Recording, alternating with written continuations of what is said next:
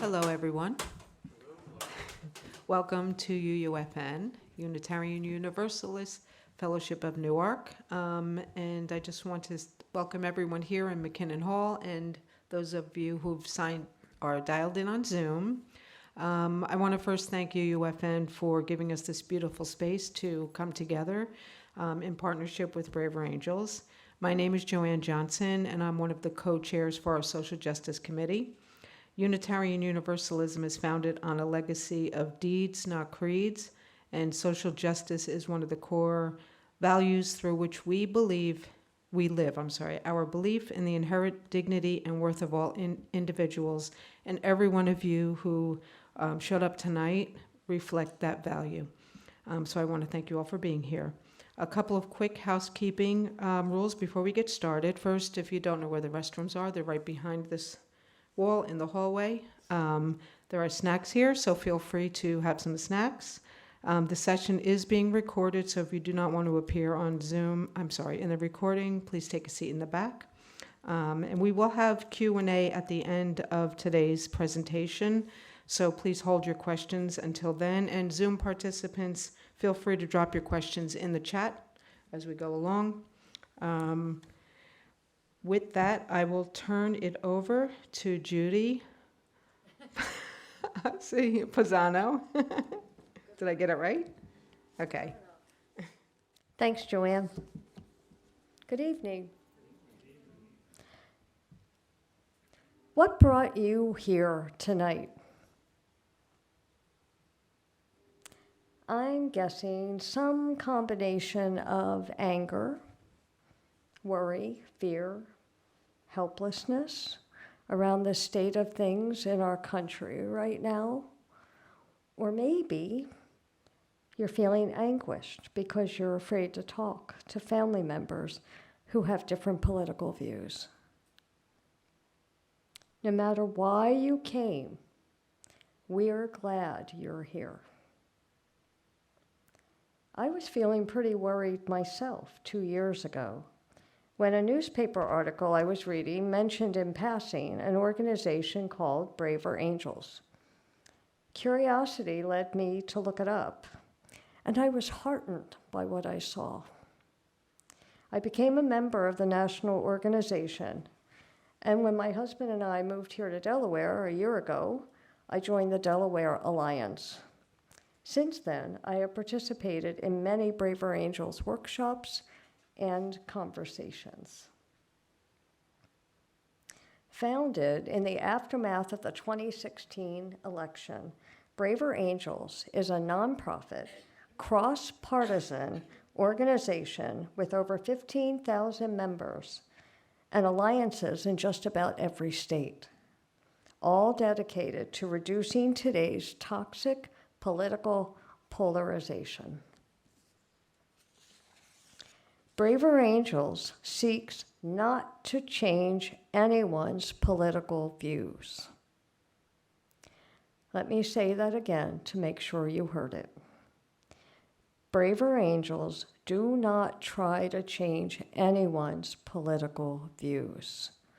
Instead, we change ourselves, our ability to listen to those who disagree with us, and our ability to engage in respectful conversation that helps us to understand each other.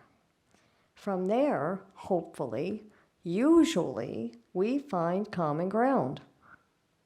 And from there, we find ways to work together. The Trustworthy Elections Project is just one example of that. I am convinced that the Braver Angels Way, as it is called, is the path out of the jungle we have all created. But to be clear, it's going to be a marathon. Other organizations are helping us sprint in the short term, but I fully believe that Braver Angels will take us to the finish line in the long term. Tonight, our two speakers are going to tell you everything you need to know about Braver Angels. and about a Braver Angels project that supported people on opposite sides of the political spectrum in finding common ground to come up with an agreement about what is needed for an election to have trustworthy results. As you listen to them, I really want to encourage you to turn down the volume on the voice in your head that keeps yelling, but. But the other side is wrong and rude and messing everything up. But how can they think that way or say those things or do those things? But I can't make a difference. Please, turn the volume down on those voices so you can really listen to what our speakers want to share with you. Our first speaker, Marty Hopkins, is the Red Co-Chair of the Delaware Braver Angels Alliance. He is a lifelong Delawarean and an alumnus of University of Delaware, where he received a degree in chemical engineering. He has spent most of his professional career helping to safely destroy the U.S. Cold War chemical weapons stockpile. Marty is also a volunteer for the Citizens Climate Lobby, another nonprofit, nonpartisan organization pursuing bipartisan clean energy alternatives while embracing a core philosophy of respectful dialogue, much like Braver Angels. Marty and his wife, Mary Pat, live in Newark and are the parents of adult daughters Katie Milam and Megan Hopkins. Marty is going to tell you all about how Braver Angels started, how it has evolved, and how it does its work. Our second speaker, Richard Harris, is the Delaware State Coordinator for Braver Angels and Professor Emeritus at Rutgers University, where he taught political science and public administration. His research and publications focused on American politics, business and government relations, and regulatory policy.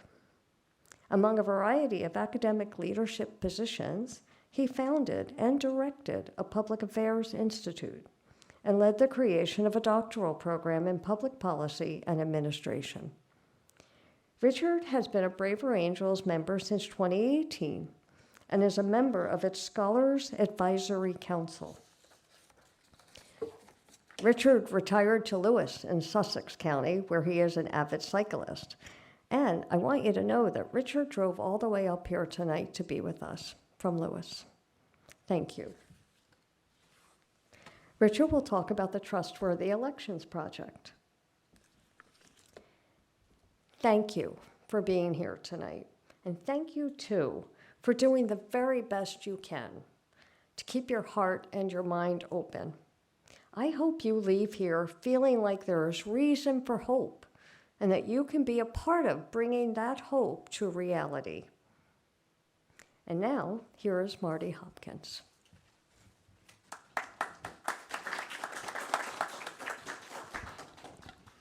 Thank you, Judy. And thank you, Joanne. As Judy said, I am Marty Hopkins. I am the Delaware Braver Angels Alliance Red Co-Chair. I'm joined by Rich Harris, who is not only the state coordinator, but is also the acting Blue Co-Chair for the Delaware Alliance. And I want to thank everybody here for joining us this evening. And before we get started, I also want to extend some thank yous to Sam Johnson, Daniel Kwasniewski, Marion Bellis, who are helping us with the IT stuff tonight, and especially to Joan Wheeler, who couldn't be here tonight, but she did the lion's share of pulling a lot of this stuff together. So thank you, Joan. I think we mentioned that there will be a Q&A session at the end. For the folks here, we'll pass around a microphone, and for the folks on Zoom, if you drop your questions in the chat, we'll try to get those asked as well. As Judy said, in a nutshell, Braver Angels is committed to reducing the toxic political climate that exists in America today.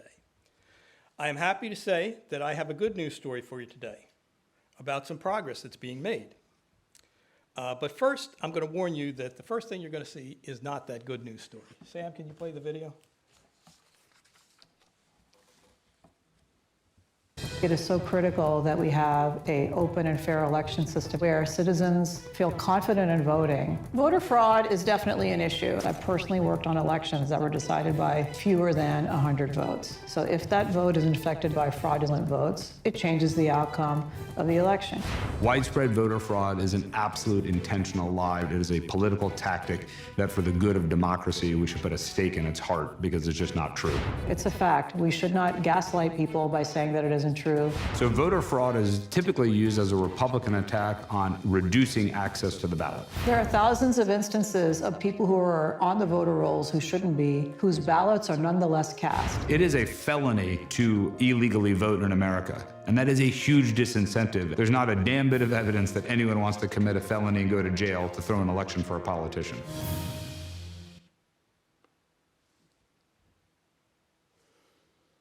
Anybody else exhausted after listening to all that? I think the thing I find most frustrating is that not only am I exhausted, I didn't see that accomplishing anything other than maybe some ratings for Dr. Phil, but unfortunately that seems to be what passes for public discourse today. But I did promise you a good news story. Sam, have you got the slide deck? Sorry, folks. Yeah, that's the one. Okay. So I promised you a good news story, not just this. The story is about Braver Angels Trustworthy Elections project, as Judy alluded to, and how people with very different political views reached significant agreement on this specific and very contentious issue. If you're like me, you're probably feeling a little skeptical. I was at first, because as we just saw, it seems like people can't even agree on what the facts are, much less what to do about them. But this is a true story. Rich actually participated in it, and he will talk about that in a bit. And I hope this will restore some faith for you that something better than what we currently see in the media can and has happened, and that we can all help to make it the new normal.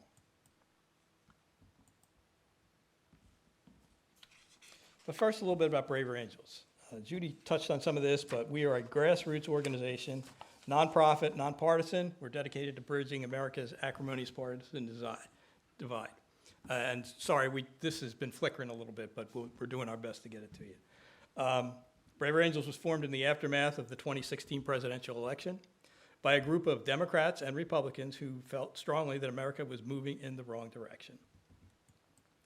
We take our inspiration from Lincoln's appeal, made during another time when America was even more bitterly divided than we are today, his appeal that we listen to the better angels of our nature.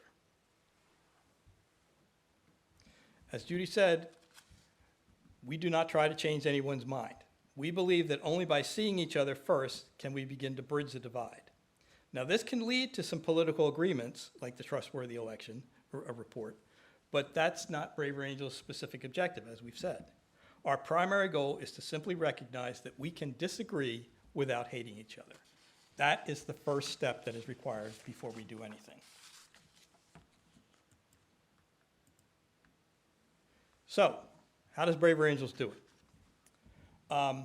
One of our founders, one of the Democrats and Republicans who founded, one of the founders is named Bill Daugherty. He is actually a marriage counselor, and it occurred to him that what he was seeing in the country looked an awful lot like what he was seeing in his office every day. So based on his recommendation, Braver Angels has kind of adopted a marriage counseling model for our workshops and our debates. They're all done in controlled settings, moderated settings. We use the terms, as I said, reds and blues, rather than conservatives or liberals, or maybe even some more inflammatory terms that get tossed around today. It's just to kind of keep things very neutral. Every event that we have, it involves an equal number of reds and blues so that nobody feels outnumbered or ganged up upon. And the workshop activities are all designed so the participants see each other as fellow human beings first before any politics are even addressed. In that setting, people begin to feel a little more comfortable speaking with people who they disagree with. And they actually start to enjoy it. And they realize that regardless of what they might have thought before, the folks on the other side, they deserve my honesty and respect. The focus starts to become listening to each other rather than convincing each other that we're right.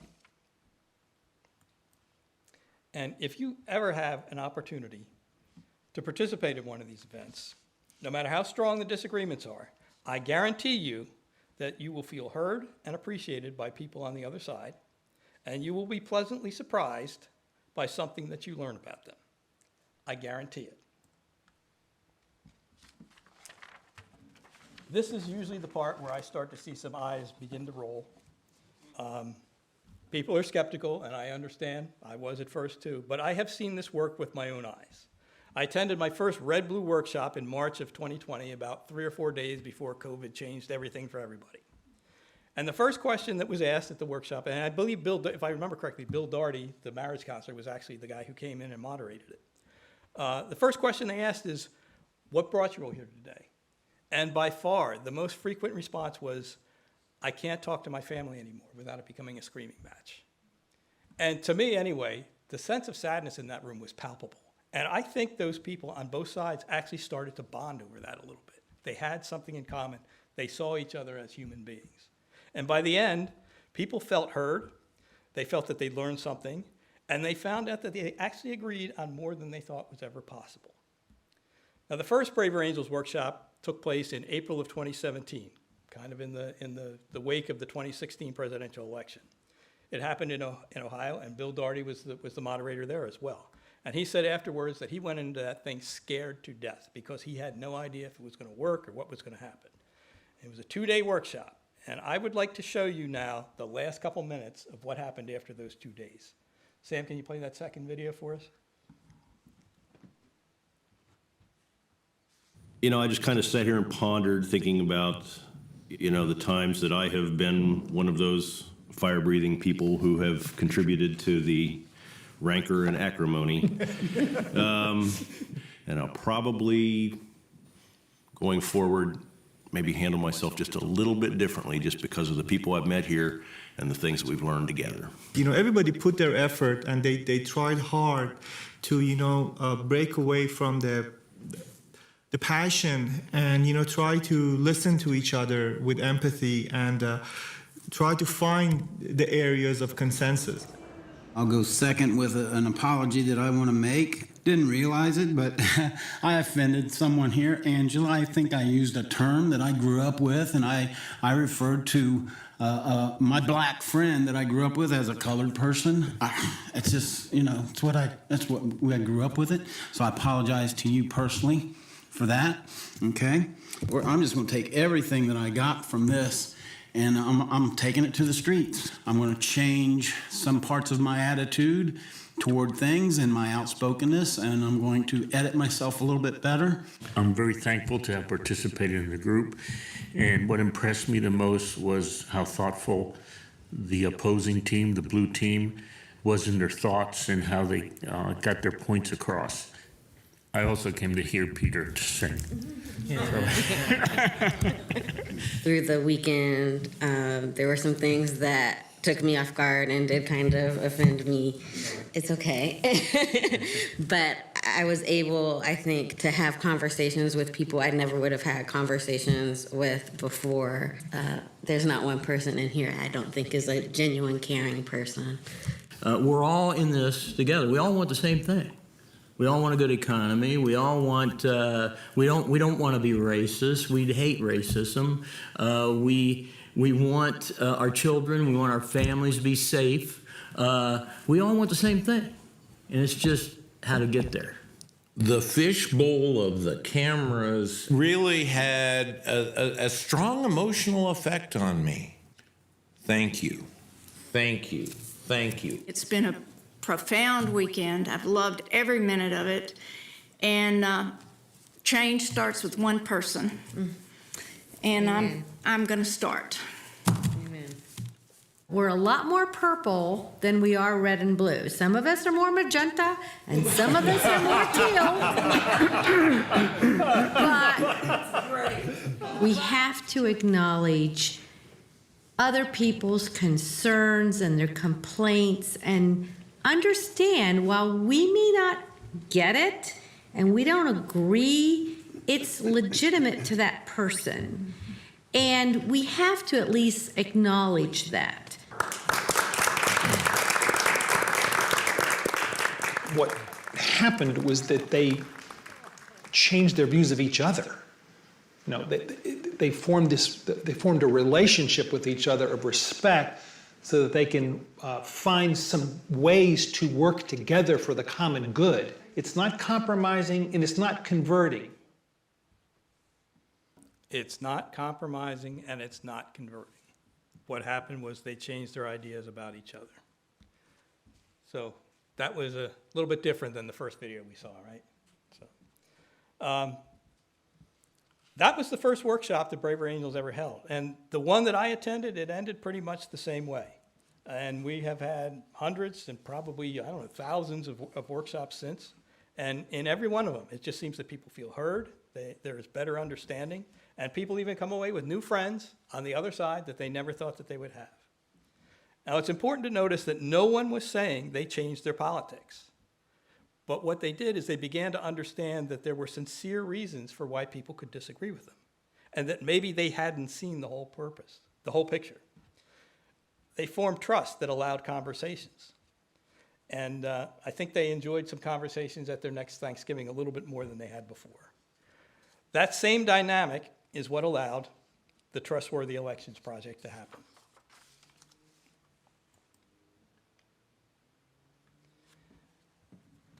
When they had those conversations, they eventually found some common ground. Those folks found common ground and made some progress. Now, what we saw in the video is, it seems like people don't even agree on the facts. Reds and blues, they both distrust our electoral system, but for very different reasons.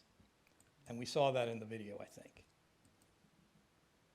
Braver Angels saw an opportunity to rebuild the trust prior to the 2024 elections. And they set up this initiative. It took place over 3 years, 26 different workshops in 27 different states. There were 194 people who participated, evenly balanced between reds and blues. And like I say, that's one of our core principles. You always make sure that we're evenly balanced. The workshops typically produced 10 or 15 points of agreement in each one between people who thought that who disagreed about these things strongly.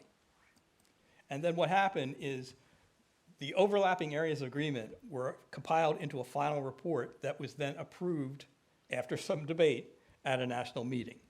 Rich was at that national meeting. He's going to talk about those things a little bit here. Now, I want to point out that areas of agreement is different than saying agreeing about everything. I can assure you this process was a lot closer to sausage making than to people joining hands and singing Kumbaya. Almost every policy or law, the costs and benefits are unevenly and sometimes even unfairly shared between different groups. Agreeing on what is fair when people are affected differently by these sorts of things, that is the hard work of democracy. And the Trustworthy Elections Initiative, that was democracy in microcosm. There was a lot of discussion, a lot of sausage making, but they were able to nudge the needle away from rancor, and they found common ground. Now, if depolarization is the proverbial 1,000-mile journey, the workshop we saw, that was the first step.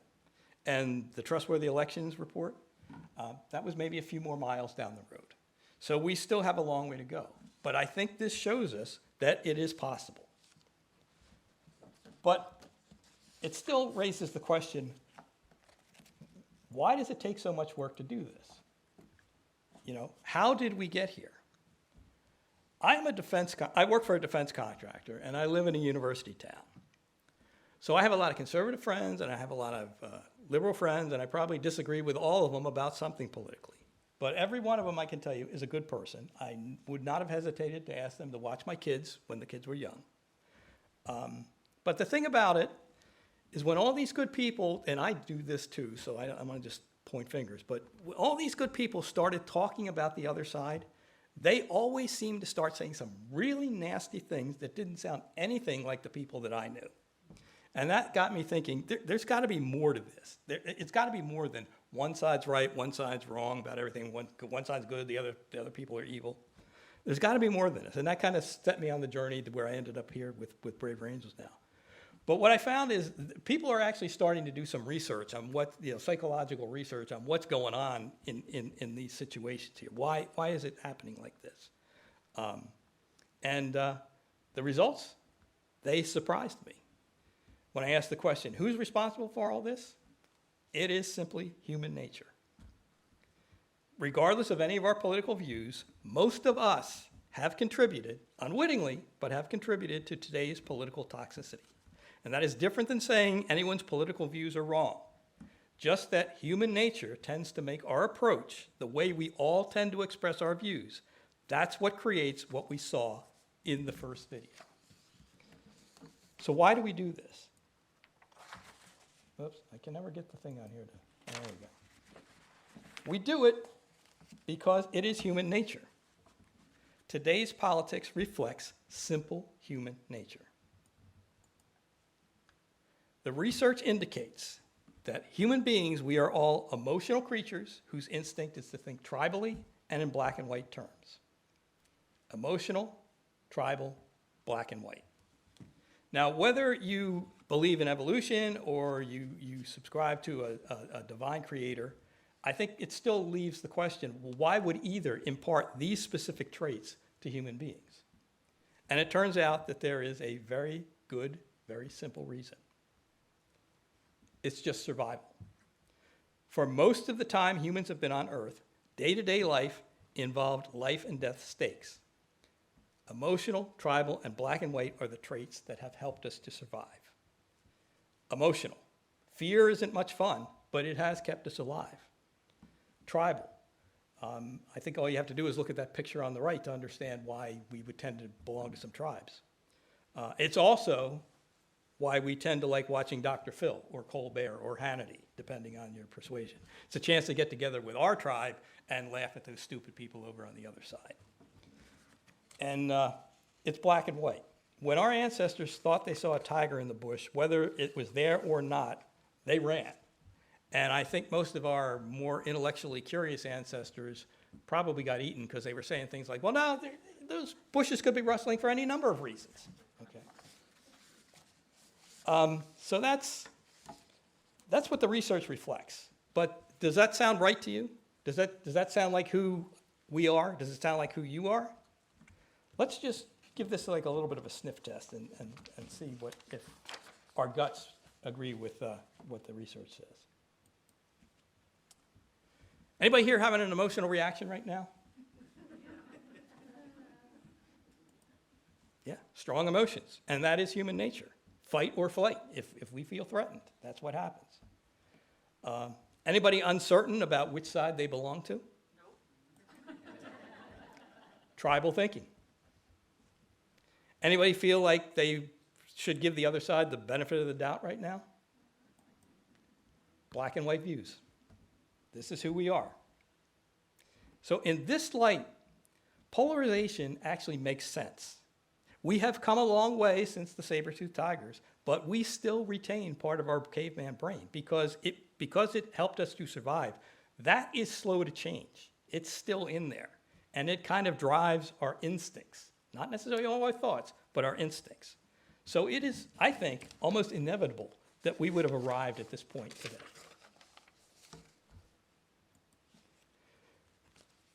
But there's, like I say, there's more to us than just our most basic instincts. We are capable of hearing those better angels. I have friends in Asheville, North Carolina. Now, if you're not familiar with it, Asheville is a relatively blue area, kind of interspersed in a fairly predominantly red area. About a year ago, Hurricane Helene came through and absolutely devastated that town. I don't know if you saw any of the news, but it did not look like a flood on Main Street. It looked like whitewater rafting. People were just absolutely wiped out. And my friend told me that community came together. You know, nobody asked, are you red or blue? Or they just asked, what do you need? What can we do to help you? They saw each other as neighbors. We can see past our tribal instincts. We can hear our better angels when we see each other as people. Now, disasters tend to do that. We see each other, when people are in trouble, we see them as people. So the question is, how can we accomplish that without relying on disasters? That is what Peace Week is about. That is the Braver Angels way. And Braver Angels can even help us answer this question. I get asked this a lot. How do we even begin to have a conversation? What they're just saying is so outlandish. Or I also hear, no, I'm just too mad at those people to even think about having a conversation right now. And I get it. This is hard to do. You know, sometimes we hear the other side say certain things, and we are absolutely certain that there is a tiger in the bushes. But if this is how you're feeling, I think I can reassure you that the folks we saw in the first workshop and the folks involved in the Trustworthy Elections Initiative, they were probably also stumped by this question and very angry at one point as well. Monica Guzman sits on the Braver Angels Advisory Board, and she's also an author. This is her book, I Never Thought of It That Way. And she offers some ideas about how to get started. She tells a story about how she was talking to a preacher about this, I think, encouraging him to reach out to the other side. And he just said, well, you're telling me you want me to shake hands with the devil? And she just sort of said, well, maybe don't start there, you know. There are people on the other side who are tired of the shouting as well. I have met them. We saw them in the video. Now, Monica came to the U.S. from Mexico as a child. She's a liberal journalist, lives in Seattle. She's a dyed-in-the-wool liberal. Her parents are also Mexican immigrants. They voted for Donald Trump twice, actually probably 3 times now. And this book, among other things, talks about the journey she's taken with her parents. They've had some serious disagreements. As I mentioned in the first workshop, why are you here? I can't talk to my family without it becoming a screaming match. But they were willing to at least try to listen to each other, and they were able to learn. What she learned about her parents is that law and order is very important to them because they came from a place where they could not count on it. And they get very nervous when they hear people starting to say things about, like, defunding the police, because to them, that is a tiger in the bush. That frightens them. But I think her parents also came to understand why someone might say defund the police after seeing a black man die under a white cop's knee. Both responses are emotional, tribal, black and white, and also absolutely sincere. And we need the conversations to move past the black and white assumptions we have about what the other side is thinking. We have a gentleman who came to one or two of our meetings. He's a red, and he told me, he said, I cannot stand Donald Trump, but I can't vote for a Democrat. Now that made me curious because black and white thinking does not explain what I just heard from him. So I asked him about it. And he told me that what he thinks about Trump is pretty much about the same thing that most of my blue friends think about Trump. But he is unsettled by things that he hears from the left even more than he is unsettled by Donald Trump. He used words like socialization. Now, the thing about our caveman brains is that we probably tend to hear things that are different than what is actually being said sometimes by the other side. So why is he unsettled? Why are blues unsettled? That is a conversation worth having because there's more there that I think than we assume in the first place. Now, Joan Wheeler, our friend who couldn't be here tonight, she had a conversation with some local Republicans down in Glasgow. She girded up her courage, and she walked into the Republican committee open house one Saturday afternoon, and she had a conversation. She talked to those guys for about an hour, and they were very open to what she was saying. She told them about Braver Angels. She asked them what they were about, and they told her they were very happy that people came in and asked them why they thought what they feel. Oh, okay, there you go, okay. Thank you for being here, okay. Were you there when I came the other night? Yes. Okay, yeah. In fact, I might even have you in one of these pictures. We'll see here. You're all in the front, you were in the front row. Yes. I think we were right behind you, away from me. Oh, yeah, okay, yeah. Now, when I asked her about it, she also said, I heard some things that I really didn't like, too. And I think that is the most challenging part of being a Braver Angel. It is remaining engaged after hearing things that we do not like. That is fight or flight. Either you start screaming or you run away. That's the hardest part. We need to resist the temptation that everyone who disagrees with us thinks the same way. Now, the media wants us to believe that. That is how they make their money. They only show us the worst, and it's nothing new. If it bleeds, it leads. That's been around forever, okay? Obviously, Fox News and MSNBC could not be further apart on their politics. But from what I see, they have exactly the same business model, which is keep the audience infuriated because then they will tune back in again tomorrow. They really know how to appeal to our caveman instincts, and we get what we saw in the first video. But there is more to us than that. As the woman in the Ohio workshop said, we all have some purple, and maybe some of us are more magenta or teal or whatever it is. My wife is a dyed-in-the-wool Democrat, and in the 2020 election, she volunteered to work for a Democratic phone bank and was assigned red areas in Wisconsin, and she was kind of apprehensive about how she might be treated. And there were one or two people who were probably the worst of what she expected. But far and away, most people said things like, well, I'm going to vote for Donald Trump, but they were extremely polite about it with her. And one woman went so far as to say, I'm going to vote for Donald Trump, but I just want to tell you, thank you for doing this, because I'm sure you've taken a lot of abuse today. And my wife was able to say, no, I really haven't. That's a fertile ground for conversation. Now, you don't have to have every conversation. You know, sometimes our cavemen are still right. I wouldn't recommend that my wife try to have a conversation with the guy while he was chewing her out. And as Monica says, you know, maybe don't start there. But the woman who thanked my wife, there's more there than just maybe some of the black and white assumptions that people have. You know, what else can we find out if we're curious? Maybe she's like our other friend. Maybe she didn't like Donald Trump either, but she was voting for him for whatever. I don't know that that's the case, not necessarily. But if we have those conversations, we can find that out. We all have multiple layers. Black and white, that kind of thinking, it's good when you're dealing with tigers, and it's a good way for the media to make money, but it is very bad for seeing each other as human beings. Monica talks about fearlessly curious conversations. You recognize anybody in this picture? Yeah, okay. This is the picture in the middle. This is Joan talking to the colonial regional Republicans a couple of weeks ago.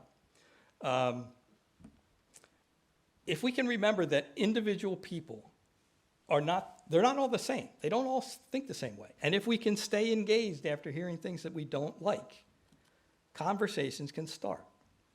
And you start saying things like, well, you know, tell me more about that. Why is that important to you? You know, have you had a personal experience with this thing that you're talking about? And then maybe after asking those questions, you can ask something like, well, I see it a little differently. Would you be open to hearing how I feel about it? What I find out is when you talk to people, no matter how much you disagree, there is almost always a kernel of truth in what they're saying. When I listen to Trump supporters, what I hear over and over and over is he is the first person who has listened to people like me in a long time. And I started thinking about that. You know, when globalization and automation first started taking off, I thought that was a good thing. It was going to increase productivity. It was going to increase international trade. It was going to reduce the likelihood of wars. What I missed was what was happening to American manufacturing. I wasn't thinking about the people who were being most negatively affected by all that stuff. Like I say, policies, you know, the costs and benefits are shared differently and sometimes unfairly by different groups of people. You know, I wasn't paying attention to that negative impact. And that's been going on for what, 30 years now? So when those folks tell me he's the first guy who's listened to people like me in a long time, that is their kernel of truth. Now, the second piece of this is we can acknowledge the kernel of truth without agreeing with everything that's being said. I can listen to those folks I can understand why people would say Donald Trump is the first person to listen to him. I still didn't vote for Trump. You know, most of us are able to walk and chew gum at the same time. You know, there are multiple layers to us. You know, and I didn't vote for Donald Trump, but I can change how I behave towards people who feel like I haven't been listening to them. As the workshop woman said, I forget her name, but we're probably all a little more purple than we think and maybe want to admit. But when we are open to those conversations, we start to see people's humanity. And that leads to more conversations. And then, holy cow, we find out that reds and blues actually agree sometimes about certain things. Not always, and not about everything, but it is the way to move forward. And it leads to things, for example, like the Trustworthy Elections Report, which Rich is now going to tell you a little bit more about.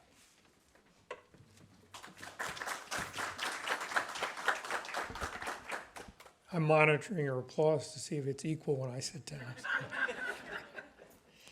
Okay, so thanks so much for having us here this evening. Marty's been giving you an overview of Braver Angels, what our philosophy is, what the secret sauce is for how we interact with one another.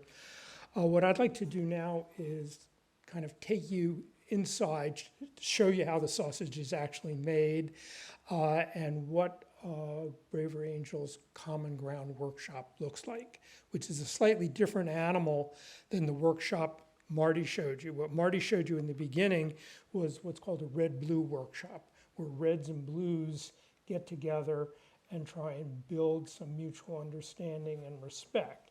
So the idea of Braver Angels is that we are all committed to expressing our views freely, fairly, and fearlessly.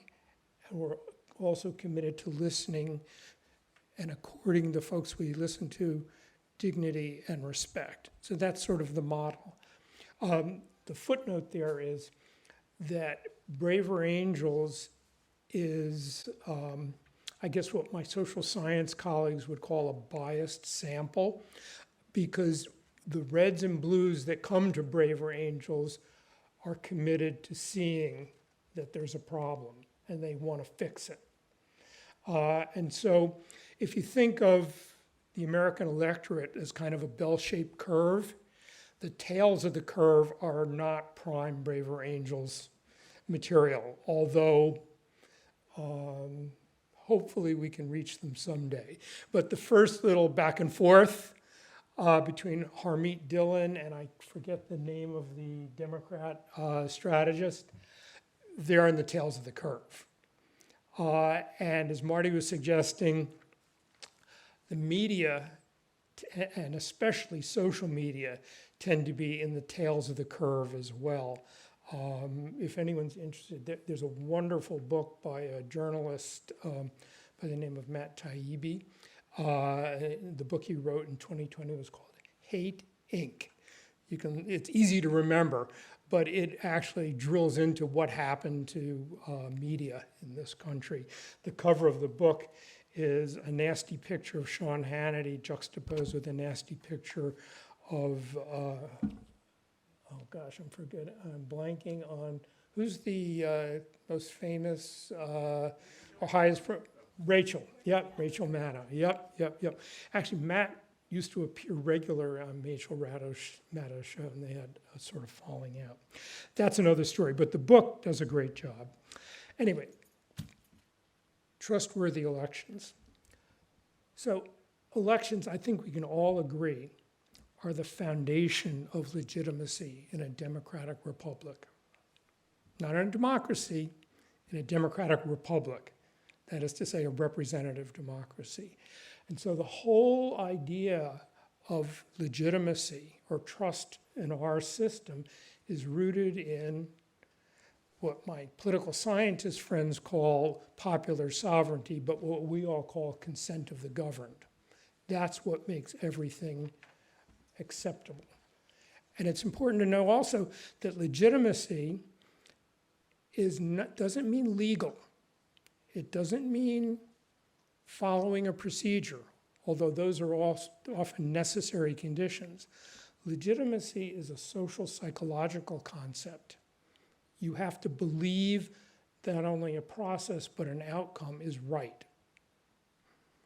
It's like why if you were traveling down in my end of the state where there's lots of open fields, you could be driving around at 10 o'clock at night, maybe 11, like when I get home tonight, and there might be a stop sign. And there's no traffic I can see in any direction. Do I stop at the stop sign? Yeah, because it's legitimate. I understand that that's what I'm supposed to do. If you think that there's voter fraud, if you think that there's voter suppression, you're going to have questions about legitimacy. And as we all recall, in 2016 and in 2020, blues and reds alternately questioned the legitimacy of the elections. They questioned the outcome of the elections. Remember in 2016, collusion with Russia. By February, the second month Donald Trump was in office, articles of impeachment were introduced in the House of Representatives. That suggests there's some question about the legitimacy. Fast forward to 2020, Stop the Steal, January 6th. Certainly there were challenges to the electoral procedure. Now, as Marty pointed out, Braver Angels began in the wake of the 2016 election. That effort was really about building connections and mutual respect among individual citizens. By 2020, though, I think it's fair to say that a lot of progress had been made on that front, and the organization in 2020 had a lot more capacity than it did in 2016. And so in 2020, the organization decided we're going to try and take things to the next level. Instead of just red-blue workshops or debates or discussions, we're going to try and use our model of a common ground workshop to come up with some recommendations for rebuilding trust in elections. So Braver Angels decided to model how that could be done, and it launched the Trustworthy Elections Project.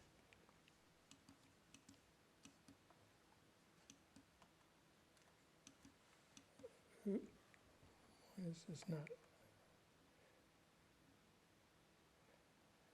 Okay, sorry, I'm on autopilot here. And what we did was we wound up coming up with common ground on 23 ideas to rebuild trust in elections. How was that done? So here's an example of the Braver Angels way in practice. What you're seeing there in the sort of blurred out picture there is one of those Braver Angels common ground workshops. The important thing about these Braver Angels workshops is that they involve structured exchanges and clear ground rules. Structured exchanges and clear ground rules. What I mean by that is we start out not by saying, hey, what's bothering you about the election? Hey, what are your major concerns? No, we start out by asking everyone, what are the common values that we share? And out of those common values, each side, reds and blues, expresses their concerns, but in the context of those common values. And only when you have those concerns on the table do we start thinking about solutions, that is to say, ideas. So those 23 ideas came out of processes where everybody agreed on what our common values were, what our concerns are. There was a lot of disagreement about the concerns, but then we switched to try and figure out how can we address these concerns? Where can we find common ground? And that's what the Red-Blue Workshop is all about. The values we settled on, I'm going to read you a few of them. See if any of these are objectionable to you. Fair and equal access to voting. I see an objection. The next ones might be more troubling. Verifiable eligibility and ID. Everybody agreed to that. Transparency and accountability in electoral processes. Ending gerrymandering. Yes, okay. Every legal vote must be counted. Every legal vote must be counted. safe and secure election processes, that is to say, no intimidation and strong safeguards against fraud. And finally, peaceful transfer of power. So these are values. Everybody starts from those values. But I can tell you, once you start talking about what everyone's concerns are, reds and blues come up often with different concerns rooted in those values. And the way this proceeds is that we have these structured exchanges and clear ground rules, and then we have honest conversations focused on these common concerns. The way this started in our Common Ground workshop is everyone broke out into dyads, or pairs, one red and one blue. I was paired up. I'm a blue. I'm kind of, as I like to tease, I'm more periwinkle than navy blue, but I'm a blue. And I wound up in a pair with a woman from Pennsylvania. We'll call her Maddie. And Maddie and I actually kind of hit it off right away because we both are election officials. I run polling stations down in Sussex County, and she's a volunteer for her polling station in central Pennsylvania. And so, you know, we both are connecting, and then we started talking about concerns. And Maddie was deeply concerned about voter fraud in Pennsylvania.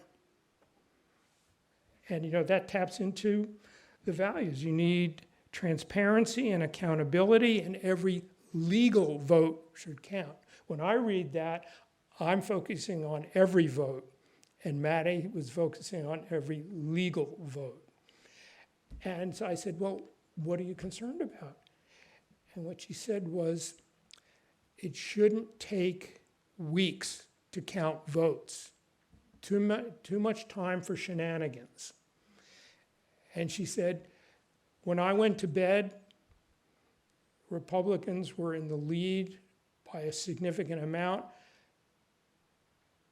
Polls closed, the counting stopped, and then it started up the next morning, and then in short order, the election results flipped.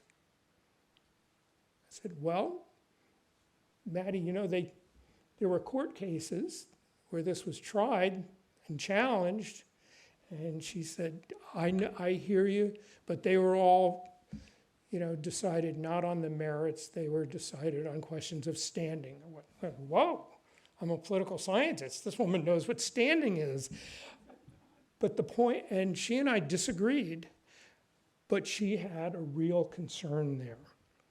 And that sort of conversation went on in each of these pairs. And then when the pairs came back together to the group, we reported out and we made a list of everyone's concerns. And then at that point, we divided up into reds and blues. The blues went in one room, reds went in another room, and we all had to go through the concerns. And the assignment was, is this concern legitimate? And if it is there a way to address it? And then everybody came back together, we shared, there was discussion, and again, this was an orderly discussion. And we reported out, and these solutions were cataloged by the moderator of the debate. There was discussion, and then there were votes on each one of these, where we reached consensus. And if someone dug their heels in and said, we can't agree to this proposed solution, even though it's a concern, that didn't make it through to the final vote, and that happened all throughout the country. What I want to do now is I want to give you two concrete examples to show you how this worked. How many people here have ever heard of questions about voter ID? How many people here have ever heard of questions about ballot harvesting? Yeah. Those were two of the knottiest problems we had in our workshop and in other workshops. There were plenty of blues in our workshop who believed that there ought to be no voter ID requirement, that you should just show up at your polling station and sign an affidavit that you're eligible to vote and you can go ahead and vote. On the other end of the spectrum, there were a lot of Reds who said, we need photo ID, official photo ID. It has to be a government-issued identification or driver's license. And, you know, I'm kind of torn about this myself because I run a polling station and, you know, we have to ask for ID here in Delaware, right? And if anybody here ever worked a polling station? Yeah, so you've done the training. Inspector. You're inspector, okay. Okay, so you know that you have to ask for ID, but you can't ask for photo ID, right? There were plenty of Reds that said, we need a photo ID. Heck, you need an ID to take an airplane flight. Why can't you have a photo ID to vote? And of course, the immediate answer is, well, there's some people that don't have access to photo ID. So the way that gets hashed out, the way that gets hashed out in the discussion is, okay, is there a way to get a verifiable ID for someone's eligibility without a photo? And of course there is. We do that here in Delaware all the time. And so the Trustworthy Elections Report, much to the chagrin of some of the more extreme blues and much to the chagrin of some of the more extreme reds, said you need ID, but there are a number of ways to generate ID that are acceptable. And if you don't have ID, then you can cast a provisional ballot and it can be checked because people move, right? That's how that worked out. And in the Trustworthy Elections Report, there's a recommendation that there be ID, verifiable ID. The second example, though, ballot harvesting was a lot knottier problem.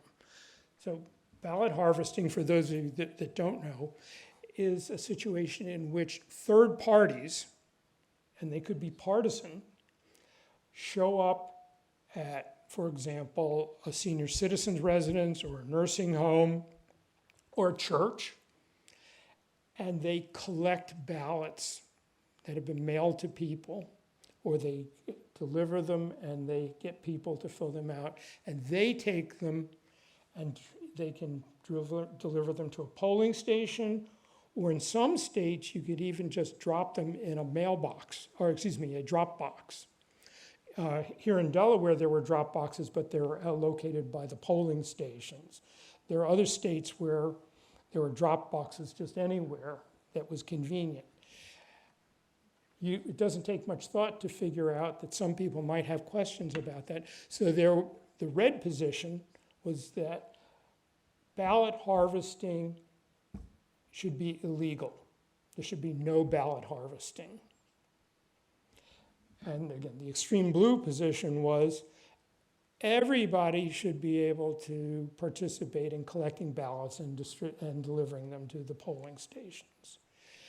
And this was a case where, unlike voter ID, we couldn't quite come to consensus. Some workshops did, but many did not. So when all this was collated, the agreement was that we are not going to say that we're opposed to ballot harvesting, or put a little more technically, third-party collection. But the way this is addressed is that there have to be specific measures to establish chain of custody in the collection and depositing of the ballots that are harvested. And so those are two examples of how this actually worked. And I can tell you by the end of our Common Ground workshop, everyone was asked, how do you feel after the end of this? And I have to say, when I was asked, my response was, I am incredibly frustrated and incredibly inspired. And I think that's the big takeaway from a lot of Braver Angels workshops. So, Marty?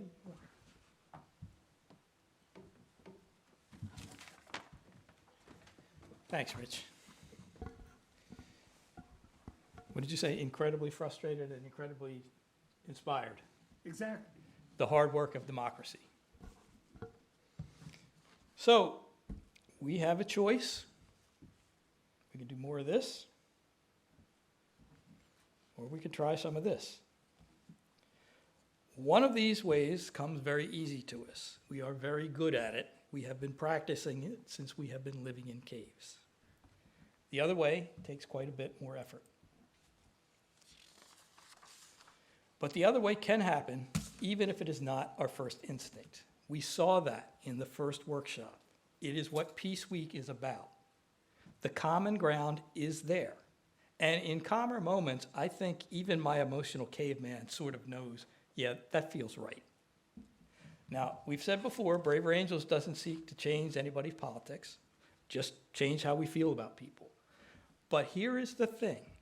When we change our views about people, it just seems like the common ground just seems to start working by itself. The workshop showed that. They didn't agree about everything, but the conversations began, and they learned what was important to each other. And they found that they agreed on some things, and that allows for the Trustworthy Elections Initiative and other ways that we can make progress and reach some common ground.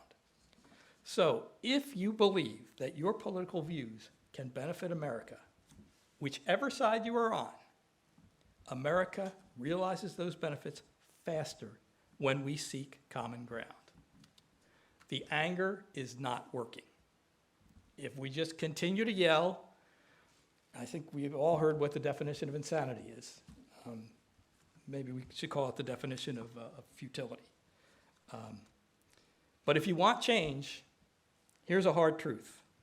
No one has ever changed my mind by calling me an asshole. Even when they were right. Perhaps especially when they were right. Somebody starts yelling at me, even if they're right, there's something in my brain just goes click.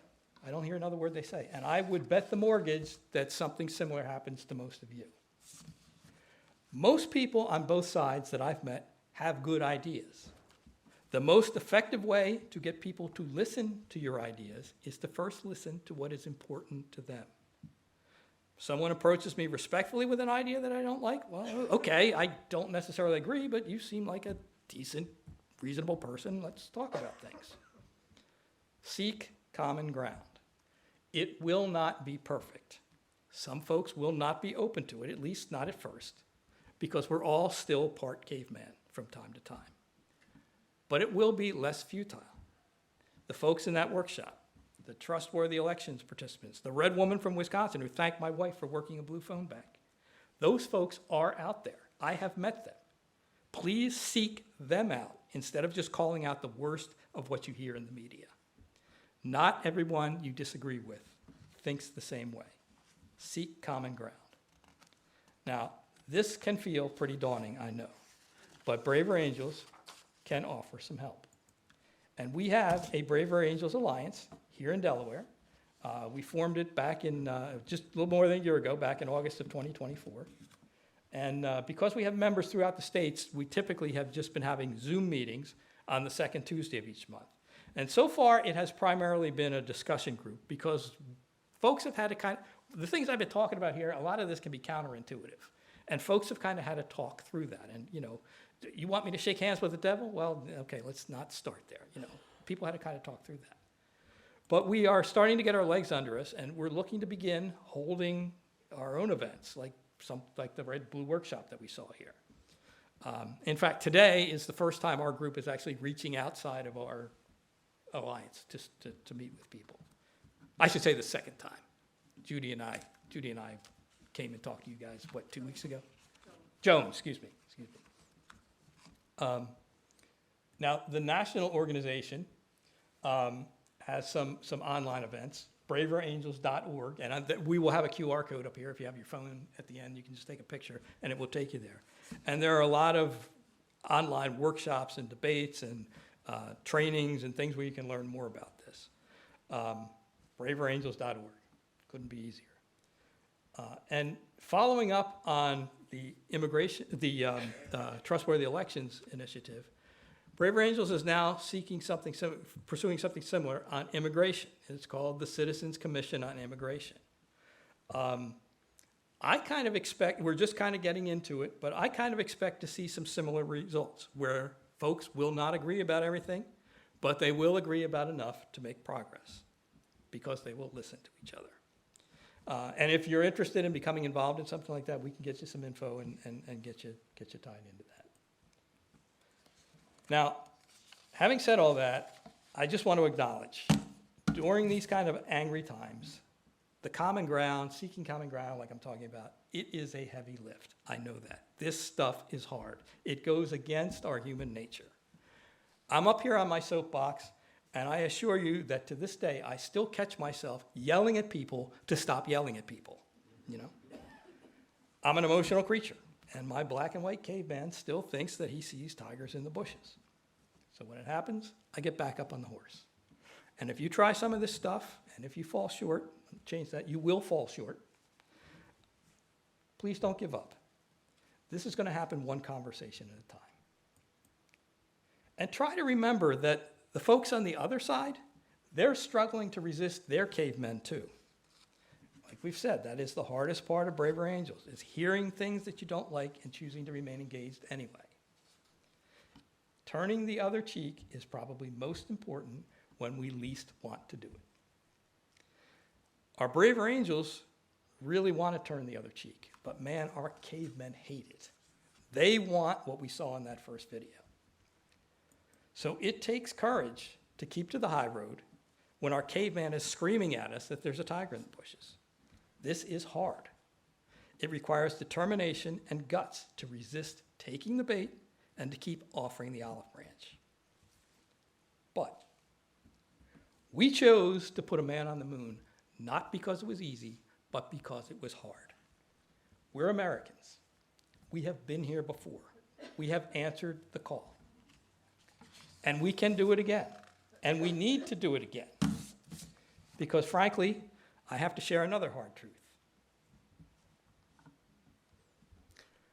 A lot of people are saying these days that democracy is in peril. So I'm going to put the question to you. What are we willing to do to preserve it? Nobody here is being asked to march into combat, but we will have to resist our cavemen. We will have to step out of our comfort zones. Not all sacrifices happen on a battlefield. I've lived a very fortunate life, and it probably would have been much less fortunate were it not for the sacrifices made by those who came before me. My father was in the Battle of the Bulge, and I suspect some of you probably have similar stories about relatives as well. We stand on some pretty tall shoulders. I never had to do anything like that. So it's probably fair that I try to do some of this. And I think this generation understood something that maybe we have lost. I grew up during Vietnam. Politics was bitterly divided. They always have been. But these guys looked at things a little bit differently. They said, you know, that guy's politics is nuts, but he's still okay. He still has my back. Because they had all been in foxholes together. And because they did, most of us have not had to face a common enemy the way they did. But our caveman brains still want to find that danger, and I think that is why it is so easy for us to turn on each other when we hear things that we don't like.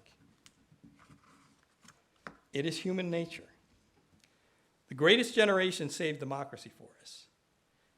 Maybe the best way to honor their sacrifice is by sacrificing our comfort zones. But it's also about more than just honoring those who came before. My daughters and your kids and their generation, they didn't cause any of this. They were born into it. But I'm afraid that at this moment, this is what we are leaving them. I think they deserve something better from us. I think they deserve to inherit the world that their grandfather helped to save. So, it really is up to us, as much as that sucks. One choice is easy, one is much harder. The harder choice goes against our human nature. It requires seeking the non-extremists on the other side, remaining engaged when we hear things that we don't like. It requires seeing the humanity of those who disagree with us, and to listen for their kernels of truth, and to seek common ground with them. In short, it requires the hard work of democracy. I think Churchill probably knew about how persistent our cavemen were when he famously quipped that democracy is the worst form of government that there is, with the exception of all the others. This is hard, but I believe it's worth it, and I hope that you agree with me about that.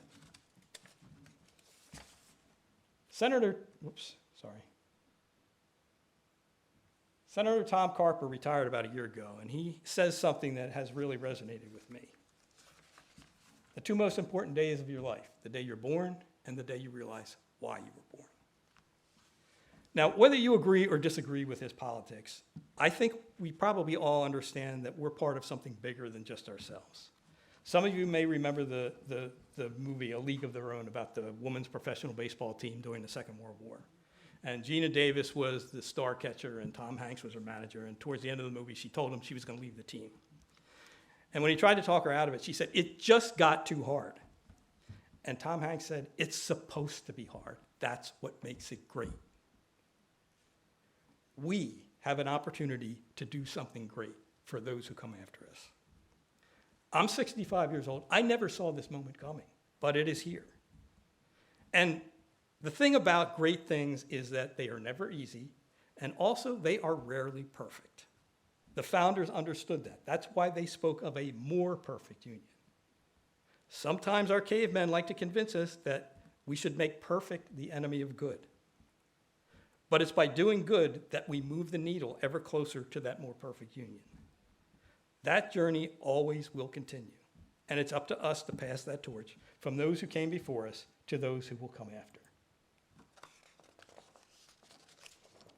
The words Peace Week reminds us that we need to be the peacemakers. We need to seek common ground, and we can do it if we lean on our better angels. We've seen this evening that it's possible. We've seen that it's possible to do this for our kids, because our kids did not cause this. And quite frankly, neither did we, really. Our cavemen have just been trying to keep us alive. And we should probably thank them for their service. But maybe also let them know that they deserve a well-earned break, and that our braver angels can take it from here. Thanks for coming out tonight.